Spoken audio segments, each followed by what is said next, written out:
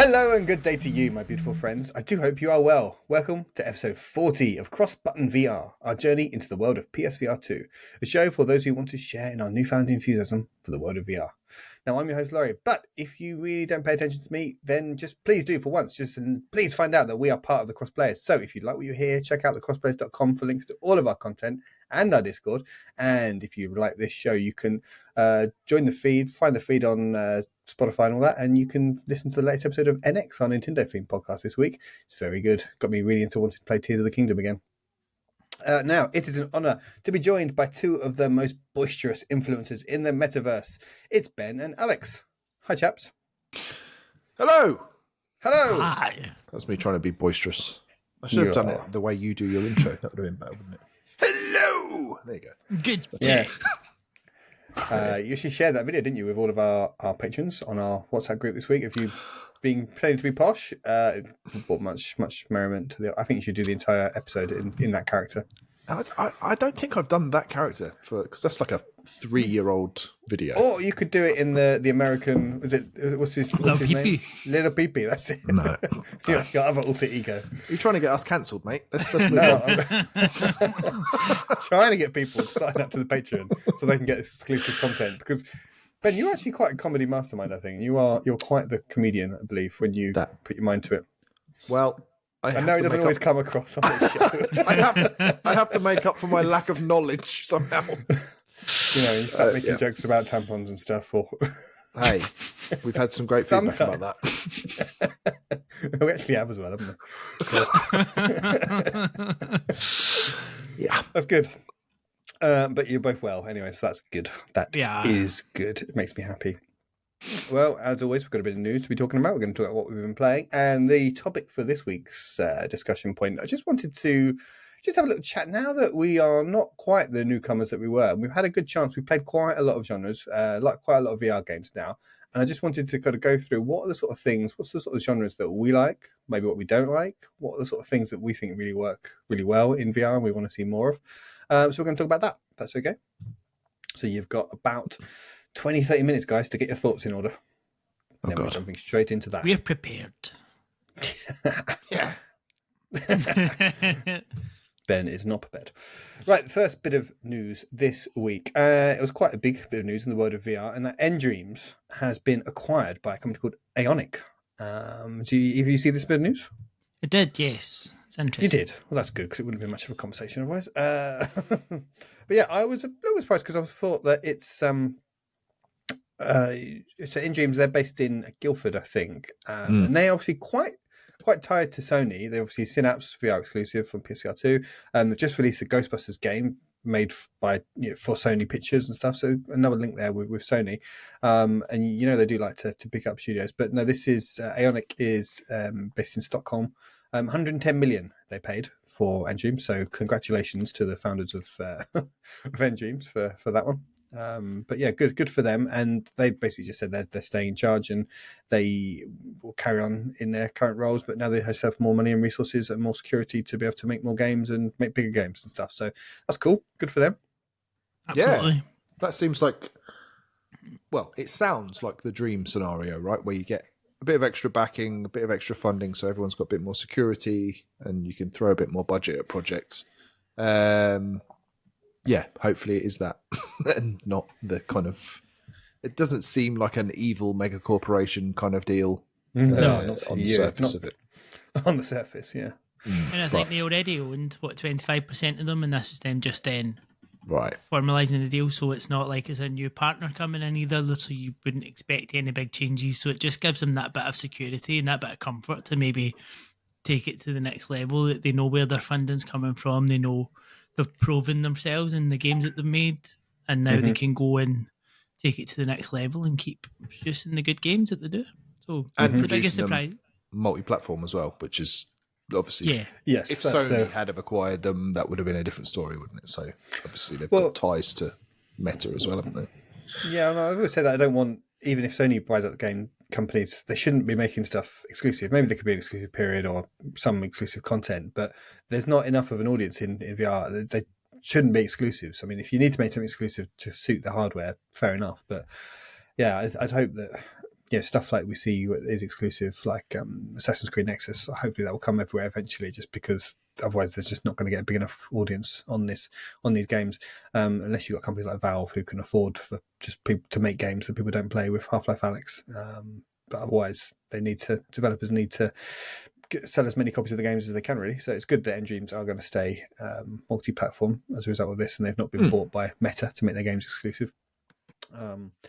I just looking on gamesindustry.biz. They were set up in 2006 and pivoted and made VR exclusive games exclusively from 2013. So 10 years now they've been just making VR games. So that must be one of the oldest VR developers out there, really. I can't imagine there's many people They are making the biggest VR now, games. aren't they? I think it was earlier this year they came out and said they were officially the biggest in terms of numbers. So. Okay. Still waiting to get an invite to their office in Guildford to check out their upcoming games. Farnborough, just checked, but that's near Guildford. It's basically Guildford, isn't it? Yeah, it's all the same, isn't it? It's outside London. So just a sort of side question. Is there any developers you think that Sony might be looking to acquire? Anyone you think that would suit them quite well? I think there's an obvious one.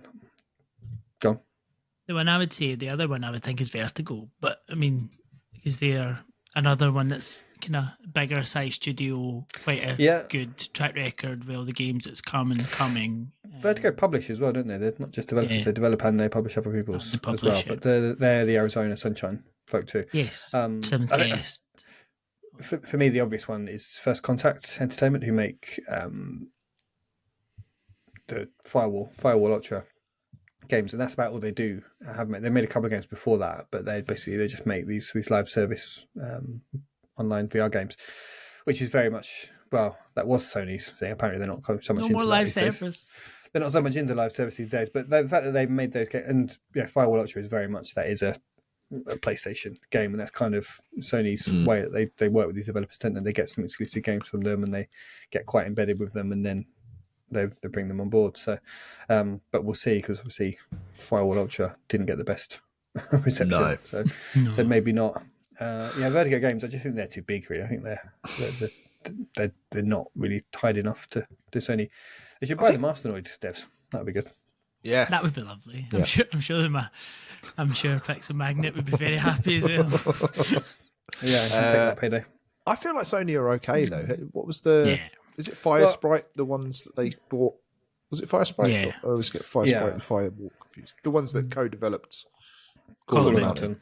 Yeah. I feel like if that's a support studio that can just do a VR version of some of their biggest IPs, I feel like one a year. I feel like they're probably good for VR studios. And Insomniac have made VR games. That's true. Yeah. So I can't see them acquiring anyone else. Yeah, I don't either, to be honest. I hope they do kind of invest and help to grow the market, though, and just make some investments in companies. Maybe, what we don't want is someone like Facebook just throwing loads of money down, or someone else coming into the market and just throwing down money and just buying exclusivity for all this stuff, which would be a shame. Yeah. I don't want anyone to buy anyone. Just everyone should be nice. Share all the games, please. Cool. Next up, Bulletstorm VR. I think I've been saying this for quite a while now. It has been delayed for until January the 18th. So just a small delay. It's about a month, isn't it? It's just to iron out any bugs. So that's probably good move on their part, I think. Yep. Yeah.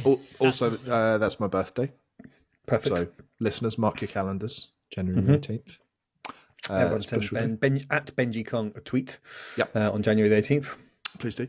Some nice tweets for once would be lovely. But no, yeah, good. As we keep saying, I would much rather these games get delayed and delayed and delayed rather than being just shat out and coming out rubbish. Yeah. Because it's damaging not only to the game but to the platform at the moment. So yeah, take your time, definitely. And in Kuvo, it's in Kuvo, isn't it? Who are releasing this? Released Green Hell. So I think they've kind of maybe learned a lesson to take the right time with it, hopefully. So. I saw your when you someone shared the picture of their statement and stuff, and your comment, I don't know if it was on WhatsApp or Twitter, or it's like, you don't even need to read that, you can just look at that image that they shared to know that's a yeah, sorry, we need more time message. Get the delay template. We need to put this message out. If the game's already out and you see that sort of thing, you know this is, don't worry, we hear you, we're working on it, don't worry. But if it's not out yet, then you see that sort of message. Yeah, you don't need to read the text, you know exactly what it says. Yeah. It was a cyberpunk yellow text. That was the classic template, wasn't it? Yeah. So that's good though, because I think January will be generally a quieter month, isn't it? So things get more of a chance to breathe. There's a fair bit of decent games coming out in January, though, isn't there? There's the contradicting my point. Okay, am I wrong? Well, Prince of Persia, Thingybob, I forget the subtitle of it, comes out on the 18th as well. Prince of Persia, Thingybob, and then The Last of Us 2 comes out again remastered on the 19th. Yeah. So that in itself, just a little 2-day space. Like a Dragon, Infinite Wealth. Yeah, is out in January as well. So there's no respite, is there? Yeah, missed opportunity that the Last of Us 2 remaster, I was going to say remake then, but it's not a remake at all, a remaster at all, is it? Just barely looks the same, just got some haptics and other stuff thrown in. Such a missed opportunity. It's not a VR mode. Come on, we don't want a roguelike mode, we want a VR mode. Just let me play a section of that in VR. Come on, you bastards. Yeah, there's that bit where you walk around Jackson, just let me walk around that little town in VR. Nothing has to happen in that bit even, just let me walk around looking at everyone. Love to see Naughty Dog do something in VR. One day. It's never going to happen. One game that is coming out in December still, though, is Vertigo 2, which got its release date revealed, confirmed finally, December the 12th, barring any late-minute further delays. They've also said there's a physical edition of that coming on February the 9th as well. So anyone that wants a physical copy of the game, just wait a couple more months, and your patience will be rewarded with a shiny disc with it on. But otherwise, everyone else, December the 12th. Still looks good as well. Still looks good, yeah. And obviously it's fresh from its award nominations and stuff, so it's getting some recognition out there. So yeah, I'm looking forward to that one. Yeah, me too. That one's been on my wish list ever since it first was available to wish list. It's up there with my most anticipated games. VR and non-VR, just in general. Just in general, I've got a very cultivated wish list on PlayStation, very curated down to about 5 games. Well, that's one of them. Topic for a future episode right there, isn't it? Ben's wish list. We can make it a jingle. Alex can sing it. Really lovely. Yeah, I don't know. The bish list. The bish list. What? It's German. Bish list. Good. We had a new game revealed this week, Arcan Age, which I always want to see. Good. I always see it, I think Broken Age, but it's Arcan Age. It's had a 2-minute trailer dropped on Twitter. It's just coming to PC VR and PSVR2, so there's no quests for this one. So it looks good. It looks like it's probably too good to be on Quest. And no offense to Quest owners, your games look great, but I think it's just because it's the mobile platform. It seems like this is quite an ambitious technical game. So who knows, maybe there'll be a Quest version that will come later. But right now it's just targeting PC VR and PSVR 2. No date for this one at all yet. No release window, no 2024. I couldn't even tell from the trailer how far along it was, because it could just be, the trailer didn't really show much, just the environments and some combat. It looked like some fantasy, sci-fi, narrative adventure, shooty, melee combat type thing. Looked very good. It does. It looks incredibly impressive. If it's anything like the trailer looks, and this is going to be pretty special, I think. It's certainly got potential. Yeah, who's it by? Who's it by? Don't know, Laurie. You get the news. You tell us. Well, come on, you know all these things. Vitruvius. Vitruvius VR. Don't need to fill time. Thank you very much. I can do this. Wow. I can. Yeah, I'm just looking at what other games they've made. Shadow Legend VR and Merville's a VR adventure, which sounds quite cool name. Yeah, they're based from what I've heard, their earlier PSVR games were very impressive, so it's one that people are excited for. Based in London, but not the London you might be thinking of, Ben. London in Canada. Ontario. Ontario. Yeah. I know it well. Cheerio, Harry. Yeah, not your London. So yeah, Vitruvius. Okay, well that's good that they have made some games that are well regarded and well liked, which is always good.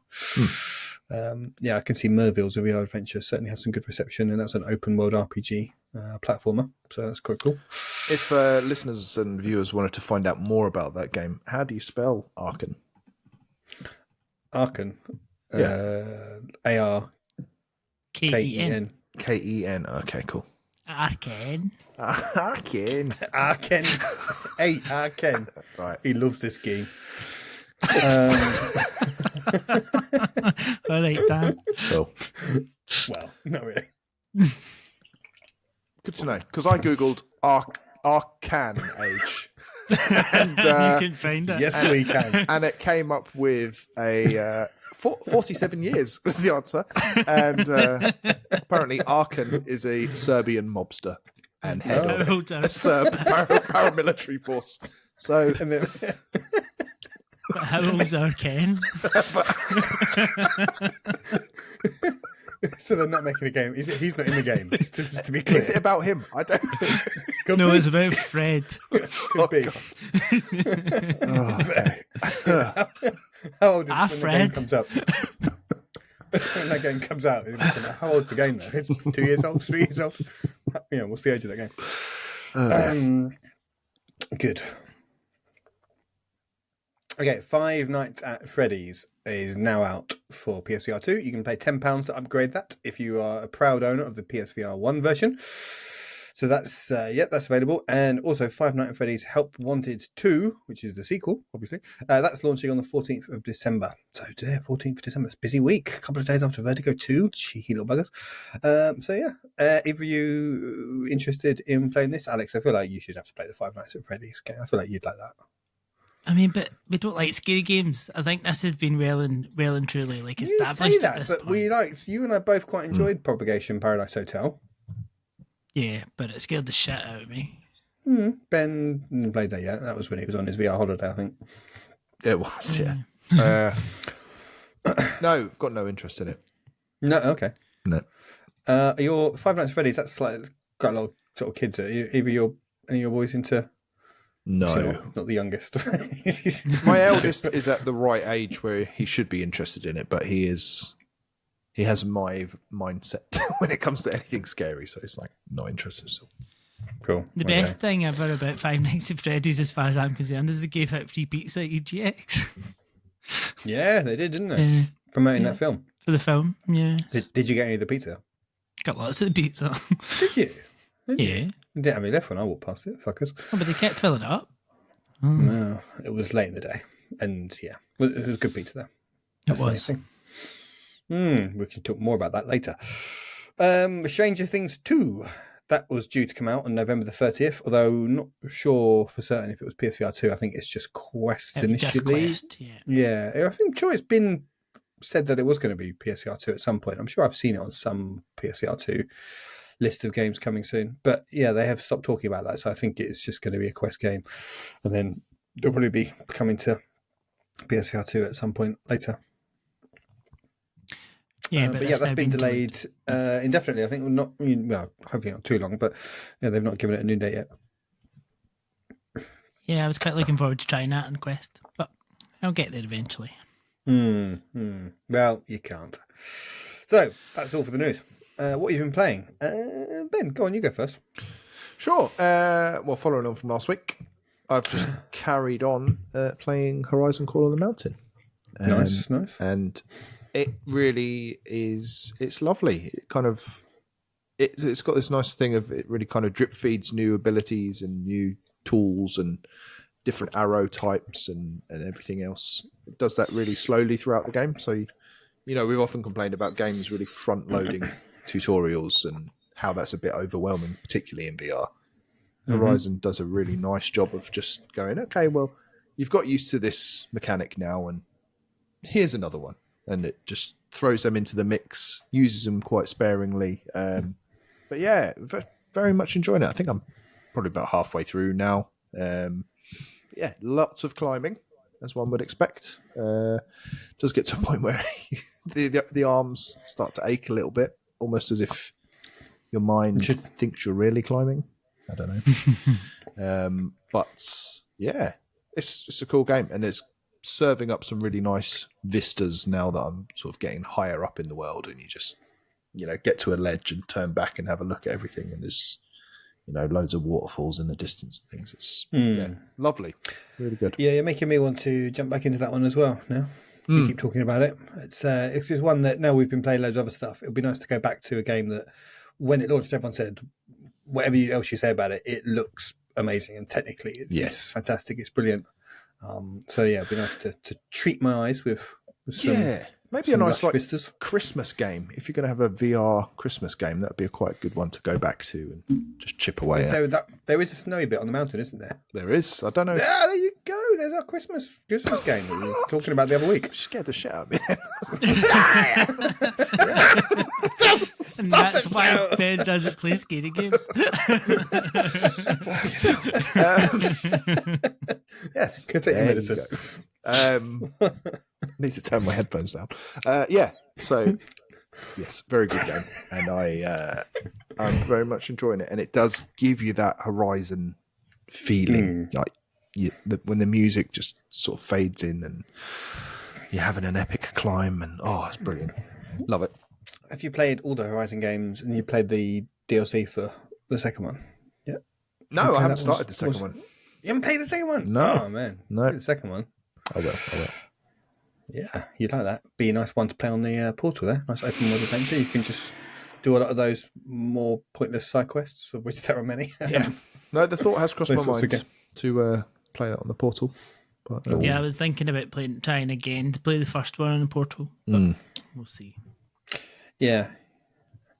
This is because if you don't, outside of the big story beat moments, because in those sorts of games, when you're doing a main quest, you can remember on the big screen, I'll do the main quest, but then when you're just sitting there on the sofa, you can just be chipping away. When you can't quite give it your 100% of your attention, or you don't have the sound on, or you can just chip away at some of the side quests.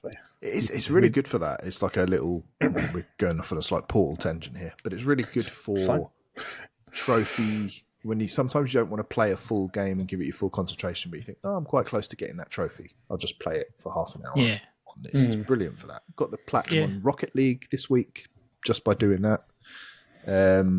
Just had to throw that in there because I forgot to mention it on Crosscast. And it's just lovely for that. Went in and played a little bit of Pyre.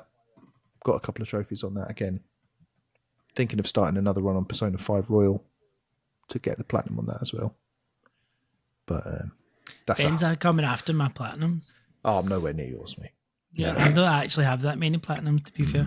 But I was thinking about doing the same because I finished the story on Spider-Man 2 this afternoon. Well done. I was glad it was over. Yeah. And I was thinking about doing the same. Like now that's the kind of game, like all the shite that you need to do. Like I could do all that just sitting on the Portal, like when I was watching TV and stuff. So. Nice.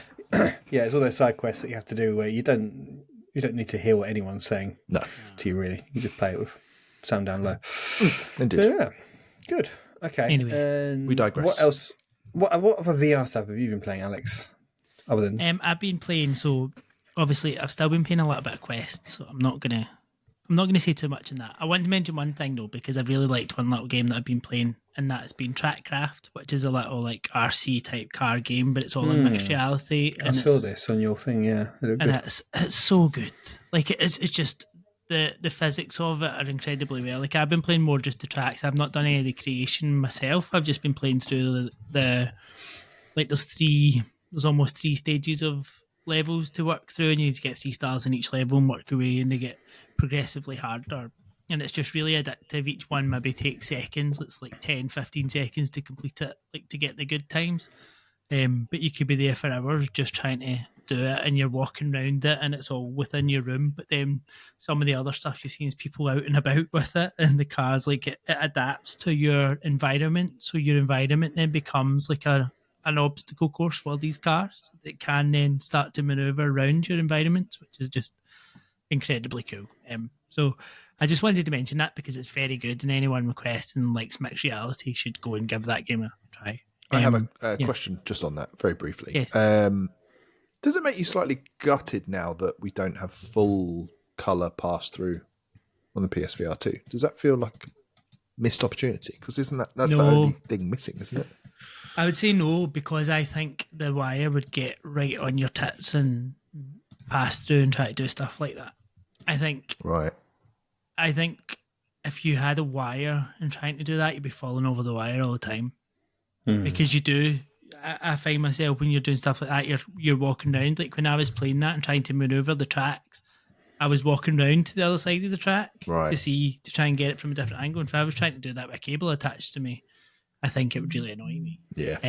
Okay. And some of that's more about going and being in a bit more and doing it in an open environment and that freedom of even being outside and things like that, which you're never going to get with.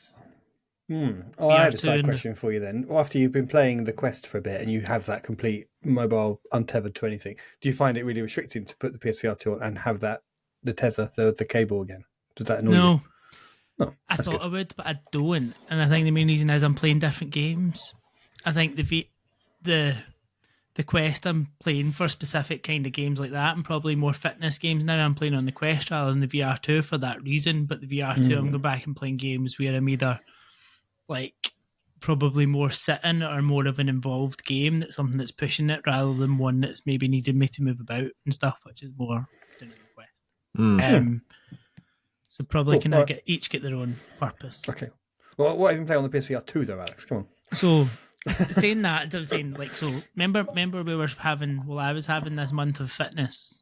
Like November was my month of fitness and it never really materialised, but I have done it and I have done something every day in November. So although I've not really been speaking about it, I have been doing it and I've been quite good. But so I've been playing Rezzil Player. So this was the game that we had about quite a wee while ago now, and it's a fitness-based, sports-based fitness game, and it's got four key sports that it looks at. You've got American football, you've got basketball, you've got soccer, football, as we would call it, and you have reaction wall. So like that thing we did with the Sonic thing at EGX, pressing all the buttons, all the lights.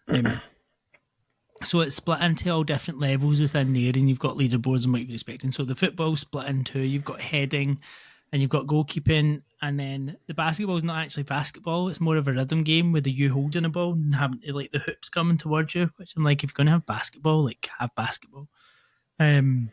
The reaction wall, you've got 3 different sizes of walls. So you've got one that's just got like 9 dots to hit, then they get bigger and bigger.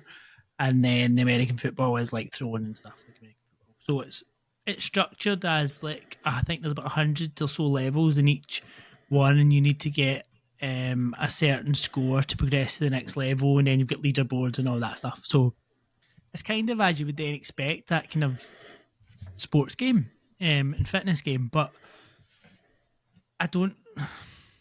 it's very good at what it does, like the mechanics, the physics of it.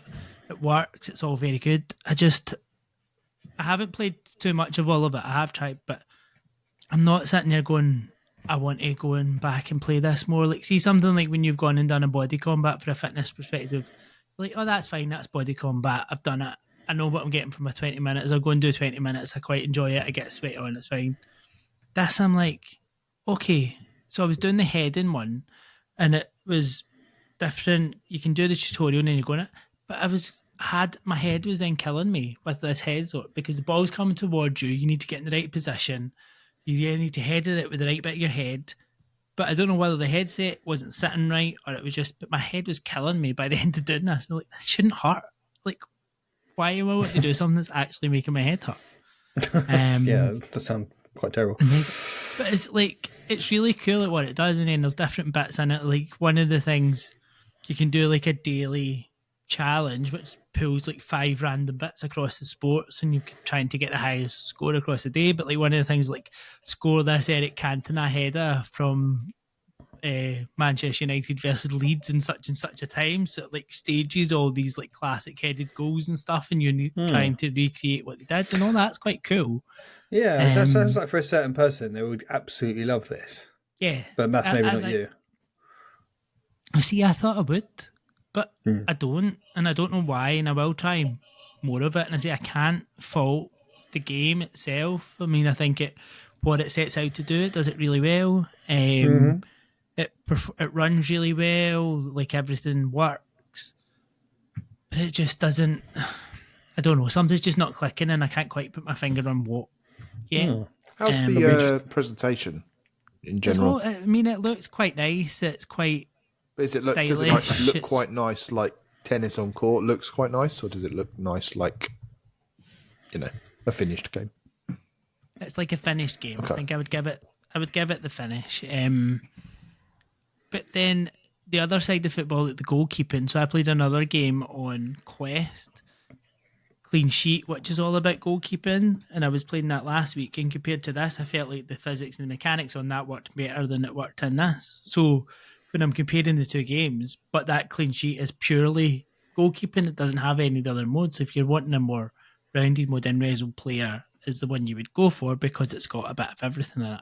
And I think I just need to explore it a bit more and try and find the bits of it I actually like. I don't know if there's maybe it's issues there's too much there, and there will be a little bit that really clicks with you.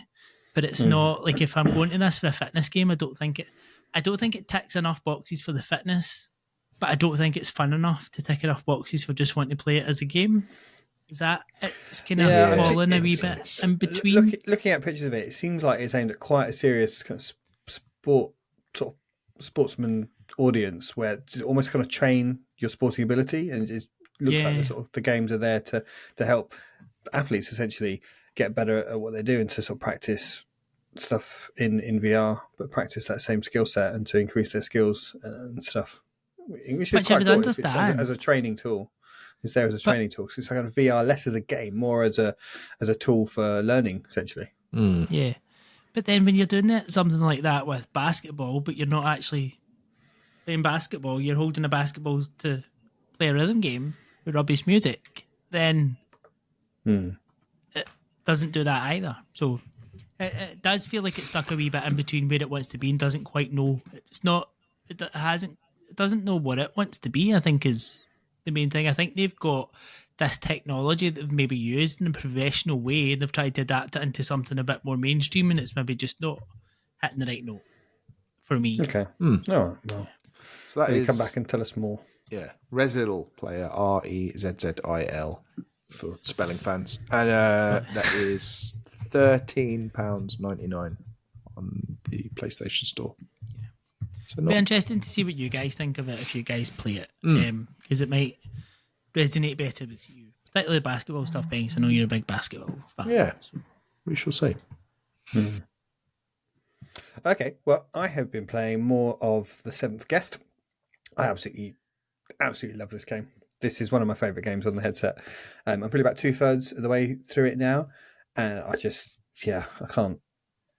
I can't get enough of it, really. I'm playing, every time I sit down to play the PlayStation, I'm playing kind of an hour or so of this and then jumping into Spider-Man at the moment, tends to be. But it's just a great game you can do. Each room takes about 15-20 minutes to do. I think I won't say how many rooms there are, so I might consider it a spoiler, but you can do 2 or 3 rooms is kind of a nice sitting, and then it opens up more rooms. So at that point, I tend to stop when I unlock the next set of rooms. So, and then I'll do those next rooms on my next sitting, and then when I unlock the next lot, that's when I'll stop.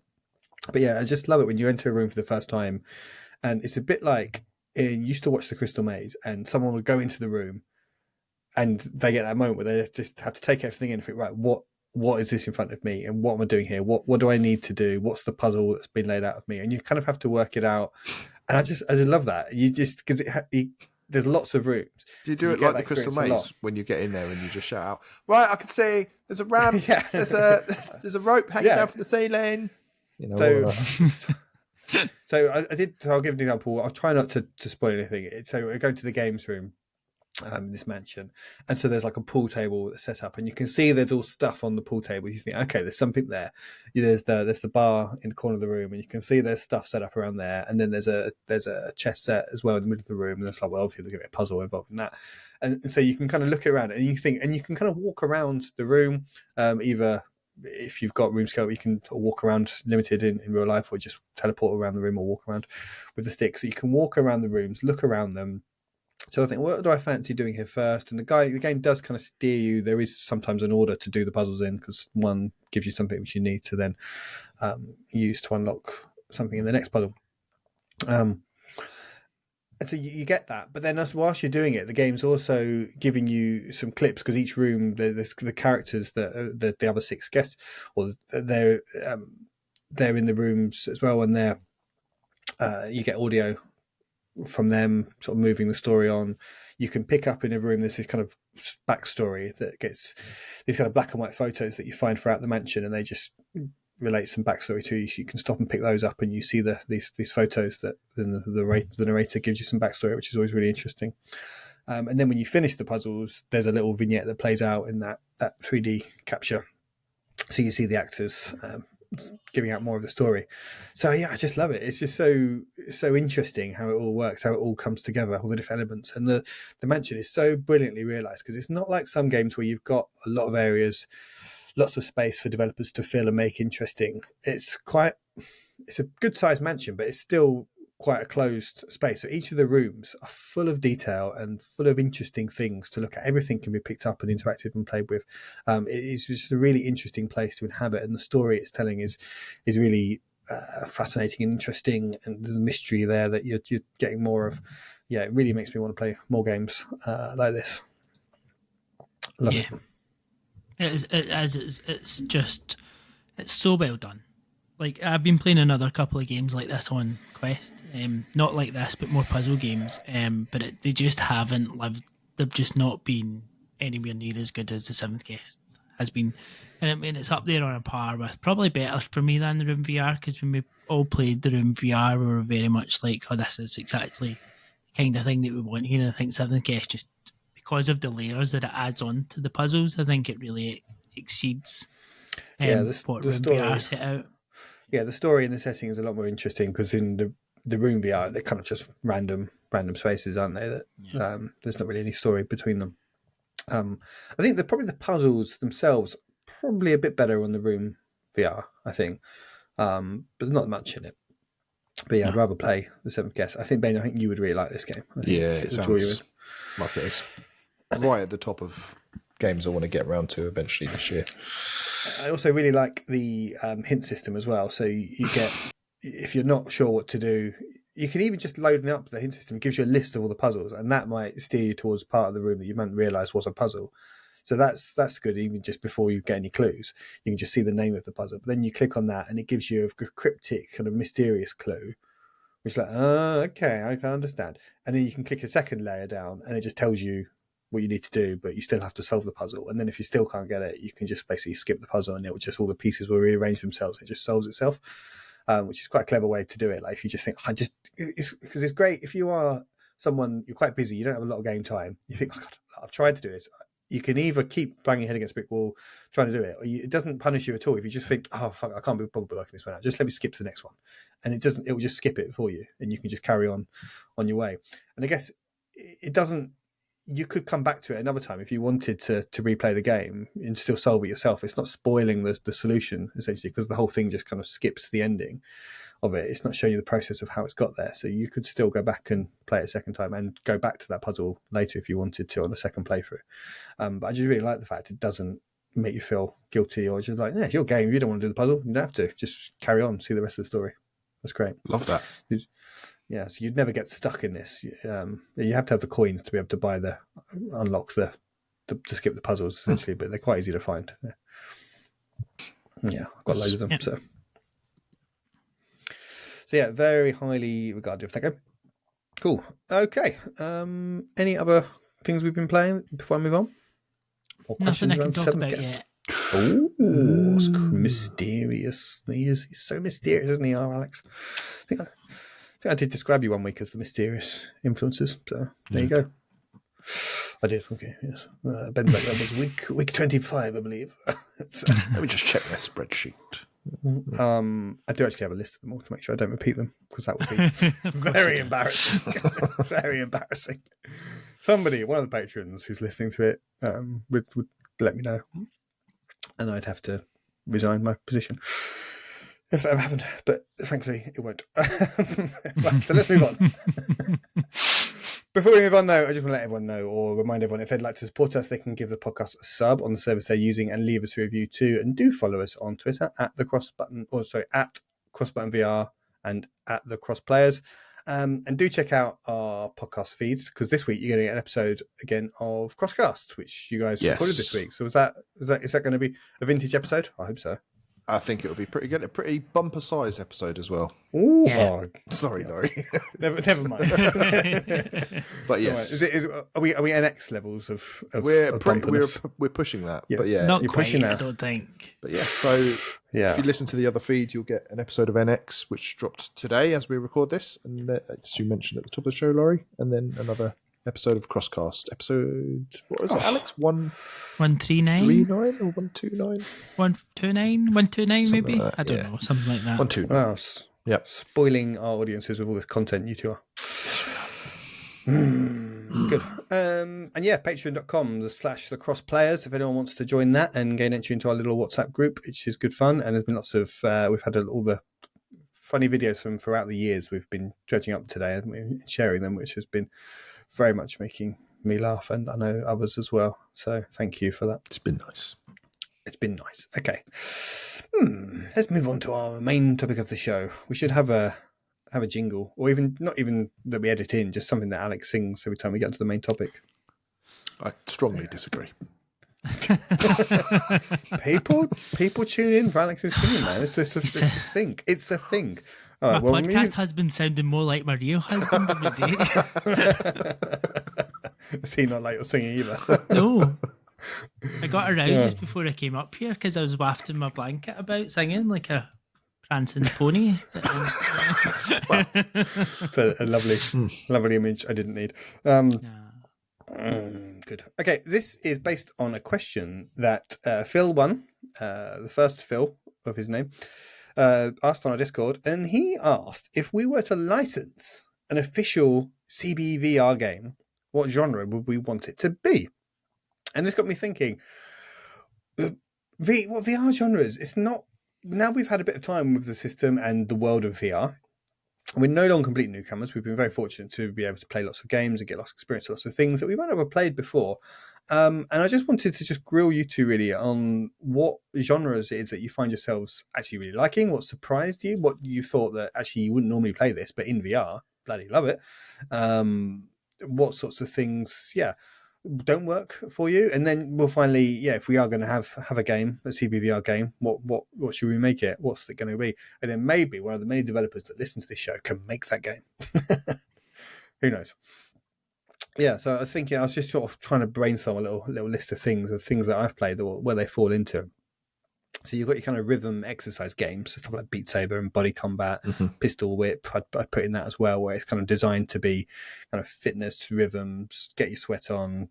Yeah, it's that getting into the zone of it. You've got your shooters, your Crossfires, your Synapses kind of shooter as well. Your Firewall games, your Light Brigades, your the other one's his name I can't remember that we've not played yet. What's that other big one? The other multiplayer shooter came out, Pavlov. That's one. Thank you. Thanks for your help there, guys. You've got your kind of telepathic. You got your high score arcade games, stuff like Masternoids, Sea Smash, that kind of sports game as well. Switchback, that's a horror game as well. Tetris, those sorts of games. You got your racing sports stuff, so GT7, Walkabout Mini Golf, Sea Smash. You got your kind of melee combat games, which is Broken Edge I can think of, but then there's lots more of ones. You've got your kind of adventure puzzle game. Yeah, thank you. You've got your adventure puzzle games. You've got kind of your Hubrises, your Red Matters, your Seventh Guess. And some of them are more puzzly. Some of them are more shooty. Some of them are kind of more like your Call of the Mountains, where it's kind of you're doing a bit of everything and stuff. And that is, I think, a kind of key genre. And you've got your survival and your horror games as well. Obviously, load of horror games that we're not playing. And then probably there's wacky games as well, which don't really fit anywhere, like Tentacular or What the Bat. Job Simulator. That's just kind of you're doing physical silly shit, slapstick shit in VR, basically slapstick VR, we'll call that. And some of the games like Sea Smash, well, that's kind of like an arcadey high score thing, but it's also a sports game because essentially you're playing tennis there as well.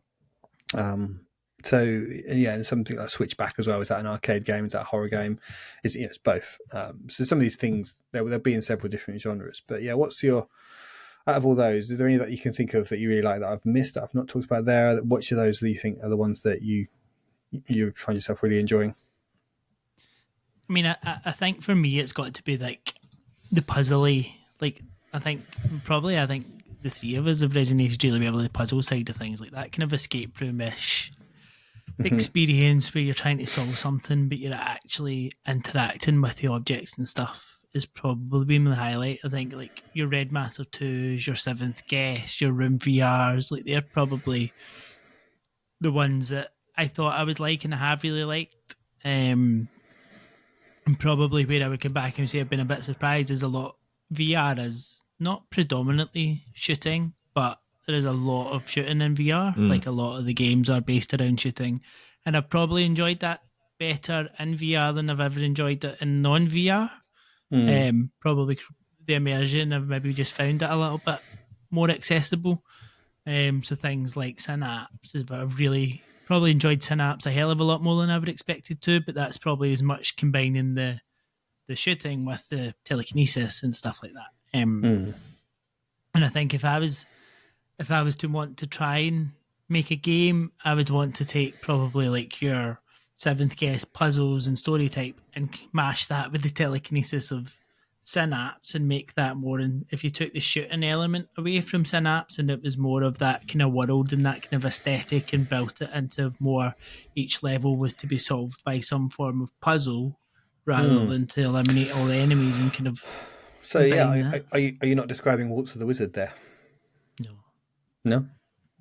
Am I? Kind of. No. Yes. No. I think maybe that's kind of a puzzly type, not telekinesis, but kind of magic-y. But I know what you mean. But yeah, it's the shooting is. I don't really like shooty games. I mean, all games have got shooting, and they really fun to game. I definitely like about VR that there's lots of games that don't involve just shooting stuff, which is good.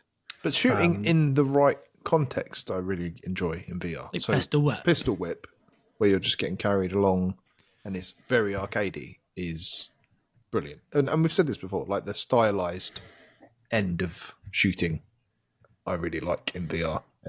But I completely agree with Alex. The puzzly stuff is definitely what stands out for me as that's like my lasting memory of this, almost like this first year of VR that we've had almost. Because I can remember, again, on a previous show saying I didn't really like escape room kind of stuff, or even just the thought of having to solve a puzzle to get out of a room.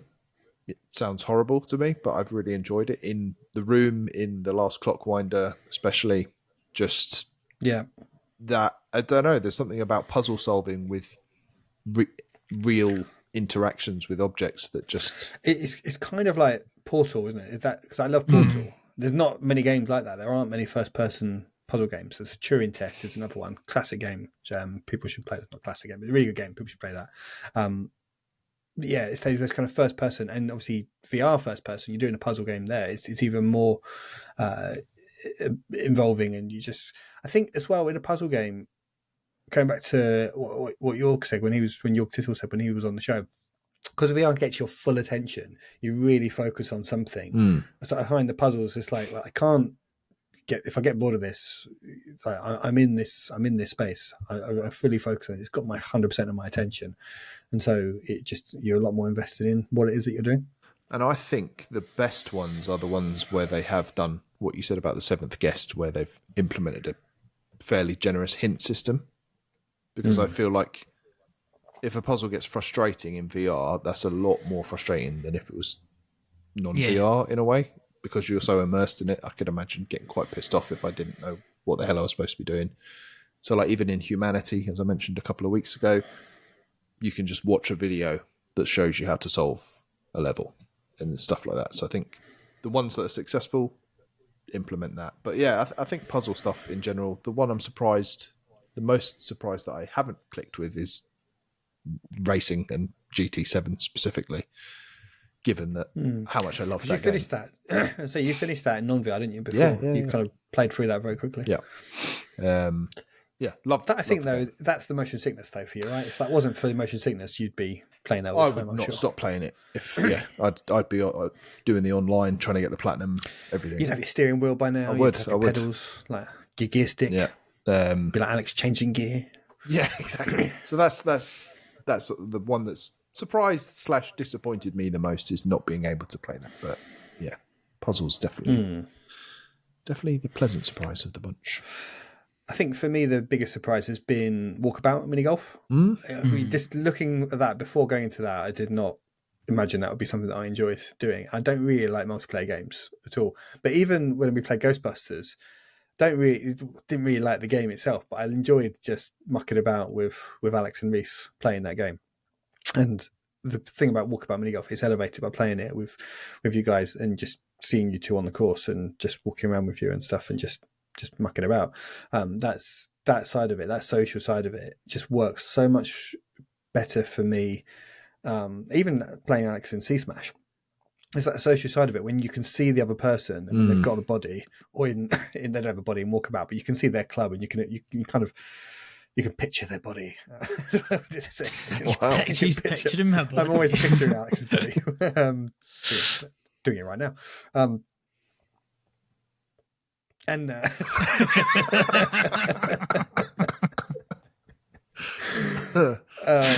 So just waft that blanket again for us, Alex.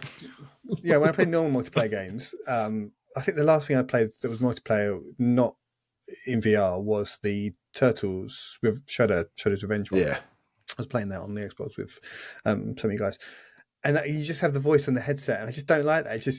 It's not the same. I just don't like that disconnect. I don't like just the voice coming through, just completely disconnected to the action on screen. So just being in VR to play games with people is so much more of an appealing multiplayer experience for me. That is a great shout. Definitely, completely agree. We could just have our own Walkabout mini golf course. I think that's probably what we should do, really, isn't it? You're saying it as if that's probably doable. Yeah, we can probably do that. Yeah, we can. But theme, just take like that this, t-shirt, like this cross-player t-shirt, and make each one a different hole. Hole, yeah. One hole's just a big foot. Right, yeah. I mean, I don't think there's a more fun social experience than playing Walkabout mini golf with Phil too. Like, I genuinely don't think there's anything more fun than watching him capitulate as you get towards the end of the round and just saying like, it's just funny. Like, yeah. I've also these slapstick games as well, which we haven't really played so much since launch, but Cosmonia's High, Job Simulator, you enjoyed What the Bat, didn't you, Ben? And Tentacular, we all quite liked. Yeah. I think that stuff in VR is just great fun. They're really silly, just interacting with things, just toys basically. It's the whole toy side of VR, and I love that silliness that you get in VR. And I think if there was going to be a CB VR game, I think just that slapstick would work. I would like to have a multiplayer slapstick game. Give me like a multiplayer version of What the Bat or Tentacular, or like a multiplayer slapstick escape room. That would be good. Oh, there you go. All of us stuck in a room. It's crazy shit going on, and we have to solve a puzzle. Stuck in a room, yeah. And the way you solve a puzzle is just like you have to sort of smash things or exactly. Just do really silly. You need to guess what's in the box. Make loads of mess. There you go. Yeah, what's in the box? Yeah, so there you go. That would be our official CB VR game. But yeah, it's just interesting. I think because there's games that I want to play in VR that I never would normally, and the games normal games that I like just wouldn't work in VR. So it's not the same. These are the same games that I normally play. I'm now just playing them in VR. I guess if you're someone that plays stuff like loads of GT7 and Resident Evil, say, and maybe kind of Horizon, I guess we'd call the Mountain, it would be so reductive to just play the VR versions of stuff that you play in non-VR. Because there's so much stuff out here that I wouldn't want to play Seven Guests not in VR. I don't think it would work. And I played The Room. I downloaded it on my phone because it's on Apple Arcade. And it was like, God, this is rubbish. I could not. After playing it in VR and then trying it on my phone, it's just like, God, this is totally not the same experience by any stretch. It's just such a lesser, stripped back and just basic, like, it's laughable was how much better it is in VR. And you're in the room solving stuff and you can pick up and interact physically with the puzzles. And I think the controllers, shout out to those, they do a fantastic job with these puzzle games because it really feels like you are reaching out and grabbing, picking things up and moving them around and slotting them into each other and stuff. And that just, after a while, you don't really, you're not thinking about the controller in your hand, you're just thinking about the objects that your hands are picking up and stuff. So you kind of breaks down that barrier. And if you're having a controller, you could never get that. It would never work on a controller, No. even in first person, really. Because you're always very much pressing buttons and moving sticks to direct hands and stuff. It's that barrier between what you're doing. And I think with the puzzles, because you need to be focused on what it is that you're doing, removing all those barriers and just putting you in the room with the items that you're playing around with is quite magical, really. It is. Yeah. Good. Well, I think we should end it there, chaps, unless you've got any final points you want to make on that. No. Nothing else. Jolly good. Well, thanks to you both, guys, and thanks to you for listening and watching this episode. If you have enjoyed it, well, please tell your family and your friends all about us. And if you want to get more involved, well, there's lots of ways you can do that. And I've been going through them all throughout the show. So if you can't remember, just maybe go back and listen to the episode again, and this time pay a bit more attention. Thanks to all of our patrons for supporting the work we do. I've been your host, Laurie. These two have been Ben and Alex, and we will see you again next time. Until then, though, here's goodbye.